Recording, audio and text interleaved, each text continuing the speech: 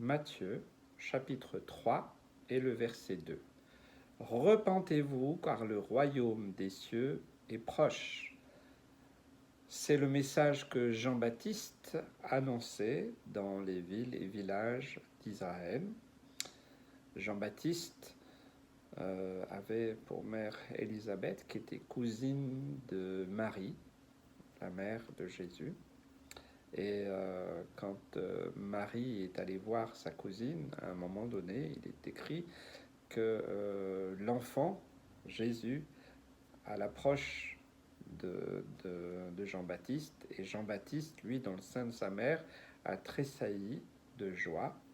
Il y a eu une réaction parce que, eh bien, il savait, voilà, qu'ils avaient un destin vraiment conduit par Dieu. Et ça, c'est extraordinaire parce qu'on voit que plus tard, quand Jean-Baptiste s'est retiré dans les déserts, il avait une vie un peu particulière. Hein. Il mangeait des sauterelles, il mangeait du miel, il était habillé d'une peau de bête.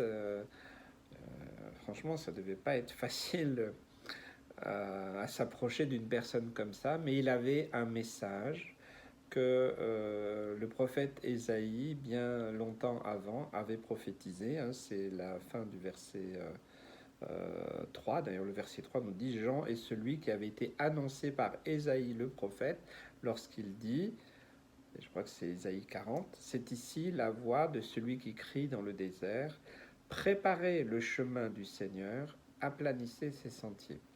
Donc Jean-Baptiste a eu un destin particulier aussi, c'était un homme comme chacun de nous, mais il a reçu une mission vraiment très spéciale, c'est d'annoncer le message de repentance et d'annoncer que le royaume des cieux est proche. Le royaume des cieux, eh bien sûr qu'il était proche, et il le savait, parce que Jésus était aussi né, hein, et ils avaient peu de différence au niveau d'âge.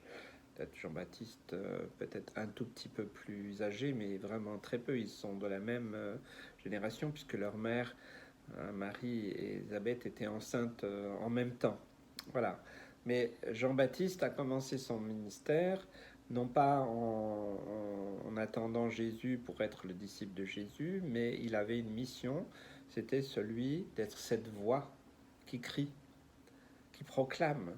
Et le message de Jean-Baptiste était extrêmement simple. Et ça me fait penser aussi à Jonas, qui était invité par Dieu à aller annoncer ce message de repentance de cette ville de Ninive, qui était vraiment une ville terrible au niveau des lois, des façons d'être. On dit que c'était un peuple cruel, vraiment très loin de Dieu. Eh bien, il a envoyé Jonas pour annoncer ce message de repentance. Repentez-vous.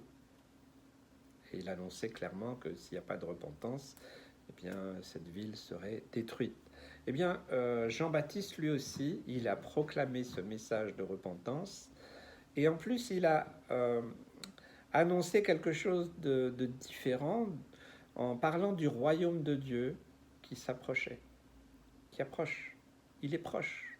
Et oui, parce que lui-même savait très bien que c'est Jésus qui a été envoyé par Dieu, qui est donc le royaume de Dieu. Il vient du royaume de Dieu, Jésus. Et donc, s'il est descendu du ciel, eh bien, ça veut dire que le royaume de Dieu s'approche des hommes. Et lui, il ne fait que annoncer, préparer le chemin du ministère que Jésus aura très peu de temps après. Mais c'est vrai qu'il était un peu spécial. Hein. Verset 4, Jean avait un vêtement de poil de chameau, une ceinture de cuir autour des reins. Il se nourrissait de sauterelles et de miel sauvage. Bon, ça ne devait pas être facile, franchement, d'aller à sa rencontre. Plus, il disait pas forcément des choses. Il disait pas, c'était pas l'évangile de la prospérité. Venez, puis Dieu va vous bénir, il va vous donner plein de choses. Non, c'était un message simple, direct. Le royaume de Dieu s'approche. Jésus, le Fils de Dieu, s'approche bientôt. Voilà, il va se révéler aux hommes de manière voilà, très, très particulière. Mais moi, je ne suis qu'un serviteur qui annonce, qui est cette voix qui crie dans le désert. Ça veut dire que dans le désert, il n'y a pas grand monde. Eh bien, il exprime cela aussi. Et donc, il a annoncé ce message de repentance. Frères et sœurs, je crois que c'est le message aussi d'aujourd'hui au XXIe siècle. Ça ne sert à rien de raconter beaucoup de choses, des théories. Les gens se gavent de doctrines, d'enseignements, de séminaires, de tout ce que vous voulez. Mais ça sert à quoi? Ça peut être utile, oui, bien sûr.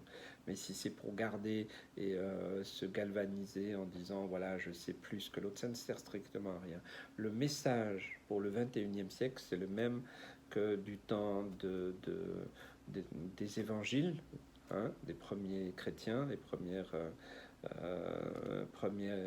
journées où Jésus a commencé son ministère, et aussi même du temps d'Ésaïe, du temps de Jonas et du temps de toute l'humanité, c'est de se repentir. Et la repentance, c'est faire un demi-tour sur soi-même, c'est reconnaître que sans lui, on ne peut rien. C'est une soumission à Dieu, à sa volonté. Mais aussi, eh bien, c'est à partir de ce moment-là, c'est de bénéficier de son amour, de sa grâce, de sa miséricorde, de sa bonté. Alors, la repentance, c'est pas un truc, un machin bizarre. La repentance, c'est tous les jours. Hein, c'est pas une fois, puis j'ai terminé. Non, je me repens tous les jours parce que ma nature est pécheresse. Eh bien, que le Seigneur nous aide à nous repentir nous-mêmes chaque jour, à proclamer aussi ce message de repentance qui est un message d'espoir.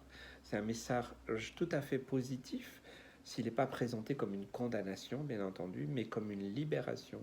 C'est de venir vers le Christ, parce que le royaume des cieux s'est approché de nous, êtres humains. Il est descendu sur la terre, et donc nous avons la possibilité d'avoir contact avec le Père éternel, réconcilié par le sacrifice de Jésus. Que Dieu vous bénisse, vous encourage et vous tienne vraiment dans sa main.